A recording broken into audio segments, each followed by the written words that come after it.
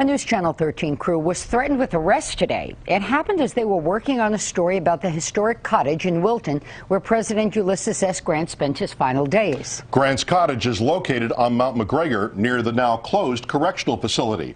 Corrections employees who are still working at the empty prison made every attempt to stop Mark Mulholland from doing his job. And Mark shows us what happened now live from our Saratoga newsroom. Good evening, Mark.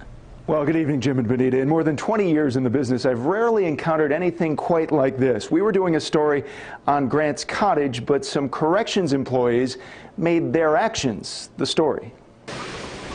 Grant's cottage is located at the top of Mount McGregor. Just yesterday was the 129th anniversary of the death here of President Ulysses S. Grant.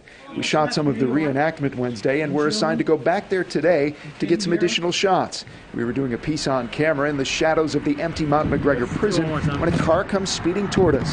Oh, hey, someone's going fast. Watch that. This is the exchange photographer Matt Soriano and I had with a man who identified himself as a corrections lieutenant. Excuse me. Yeah. Don't film me. We're doing a story about Grant's cottage. Doesn't matter. You're on state property right now. You can't film here. You got to get the permission through Albany to film. Okay, we can go shoot it from Grant's cottage then. No, you're not up here for that. You're up here for different purposes. We're doing a story on Grant's cottage as it relates to the prison. Well, you'll have to take closing. that through Albany. No, we'll just go back to Grant's cottage and shoot it. No, you're going to leave the mountain now. No, we're going to go to Grant's cottage. No, you're not. You're rolling, right? Yeah. You're telling us we can't visit a historic site? No, you're not. You're going to run that through Albany. No, we don't run through Albany whether we visit a You're on historic state site. grounds right now. Well, we'll go to the historic site then. You can go up there. You can't film. Oh, yes, we can. No. Yes, we can. What's your name? Lieutenant Doran. Lieutenant what, Doran? What's your first name? It's Lieutenant Doran.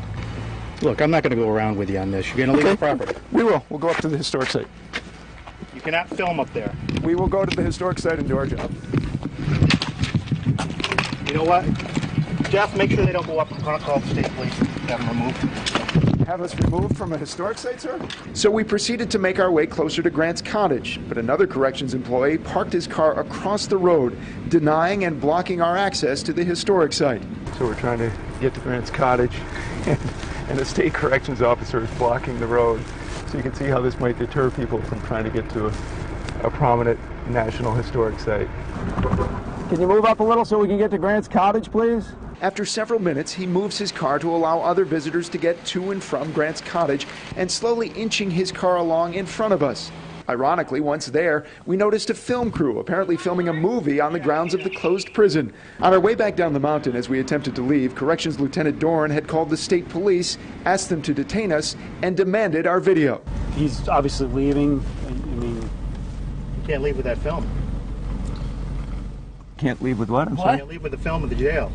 If I'm a member of the public and I'm taking pictures of Grant's cottage and there is the facility right behind it, what do you do in that If we're case? aware that that facility's in the background, those photos will be confiscated.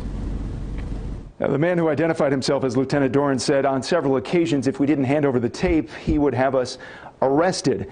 After roughly an hour and calls between our newsroom leadership, state police, and the Department of Corrections, we were allowed to leave without surrendering the video we shot.